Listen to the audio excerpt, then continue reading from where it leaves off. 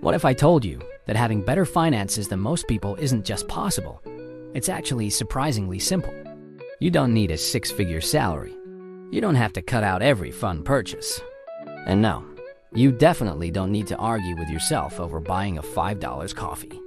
The truth is, most people are not broke because they're lazy or irresponsible.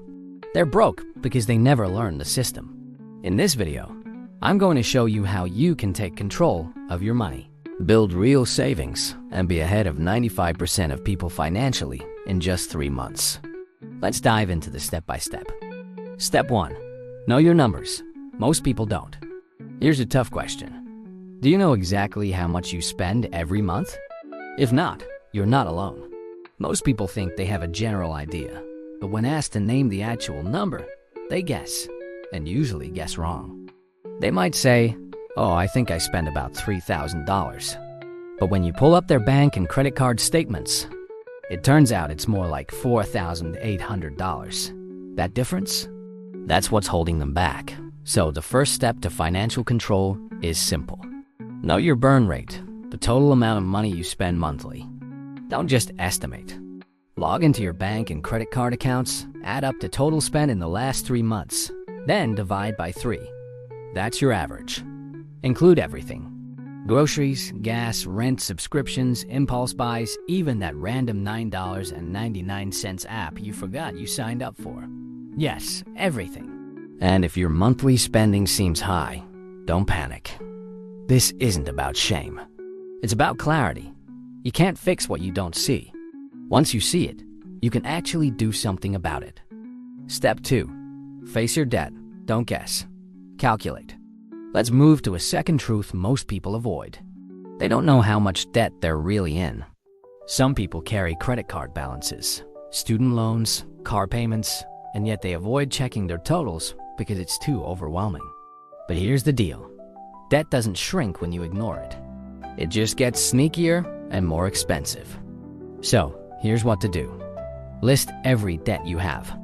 Credit cards, personal loans, car loans, student loans, mortgage, everything. Write down the balance, the interest rate, and the minimum monthly payment for each. Use a free online debt calculator to figure out how long it would take to pay it off if you only pay the minimum.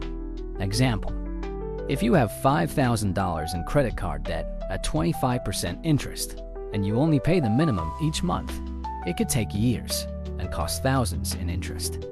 But if you add even $100 more toward that payment every month, you can cut that timeline down dramatically. Facing your debt might feel scary at first, but once it's all in front of you, it stops being a shadow and starts becoming something you can actually tackle. Step 3. Automate your savings. No more trying to save. A lot of people want to save money, but few do it consistently. Why? Because they treat saving like a goal instead of a system. They say things like, "I'll try to save this month. I was bad last week. I bought takeout. I'll do better next time." But here's the truth. Savings doesn't work if it depends on your willpower. You don't try to brush your teeth, you just do it. That's how saving should feel. Automatic, non-negotiable, and stress-free. Here's how. Set up an automatic transfer from your checking to your savings account right after payday. Start small, $20 a week, or whatever is manageable. The amount isn't what matters, it's the consistency. Let that grow over time. Once it's routine, you won't even miss it. Even if you save $50 a month adds up to $600 a year without even trying. That's emergency fund money. That's peace of mind. Step 4. Make your money work, not just sit there. Let's talk about a mindset shift. Working for money versus making your money work for you. If you're keeping all your savings in a basic checking account or under your mattress, you're losing money to inflation. Instead, it's time to learn the basics of investing. And no, you don't have to become a day trader or stare at charts all day. The smartest investors, they do less than you think. They automate their investments and let time do the heavy lifting. Start simple. Open a Roth IRA or contribute to a 401k. Invest in low-cost index funds or a target date retirement fund. Aim to invest 10% of your take-home pay. If that feels like too much now, start with 2% and grow it slowly. For example, even $100 a month invested with a 7% return turns into nearly $240,000 over 40 years. That's the power of starting early and staying consistent. Step 5. Check your housing ratio.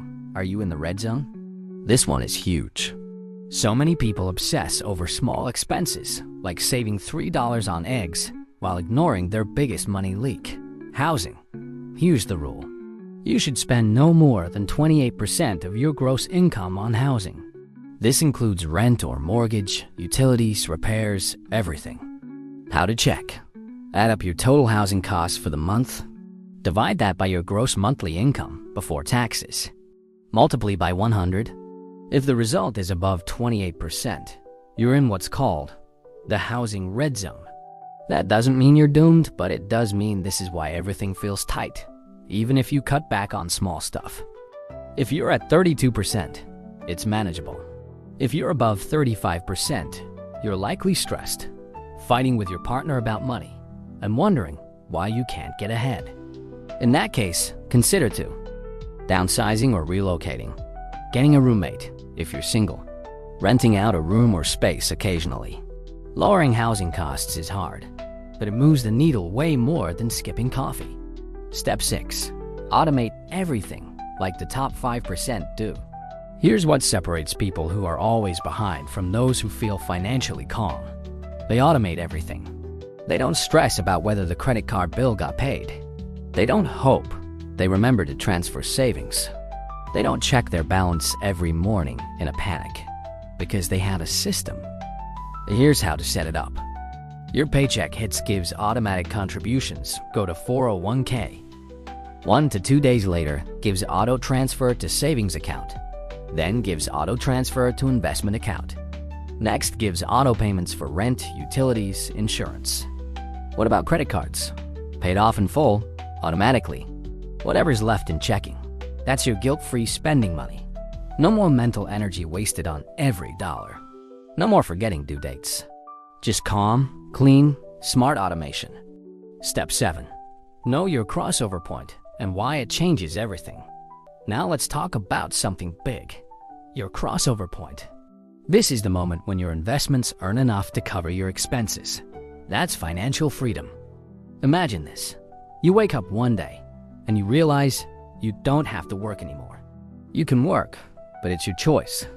Here's how to calculate it. Figure out your monthly expenses. Use a retirement calculator to see how much you'd need invested to earn that much passively.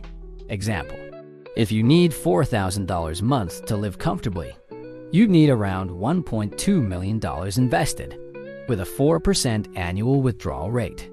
That number sounds big, but with time, automation, and consistency, it's achievable. Even if it takes 10 or 20 years, imagine the peace of knowing you're on track for complete freedom. So let's recap everything.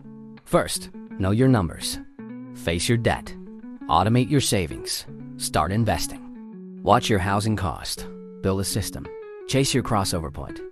If you do these things consistently, you'll be ahead of 95% of people financially.